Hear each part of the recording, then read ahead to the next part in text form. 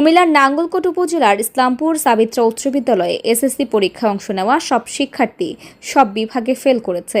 জানা যায়, এবছর এসএসসি পরীক্ষায় অংশগ্রহণ করতে ফরম পূরণ করেন বিজ্ঞান ৮, মানবিক ১৫, ব্যবসায় শিক্ষা ১১ সহ ৩৪ জন শিক্ষার্থী। তার মধ্যে পরীক্ষায় অংশগ্রহণ করেন ৩২ জন, কিন্তু ফলাফলে দেখা যায় পাশের হার শূন্যের কোটায়।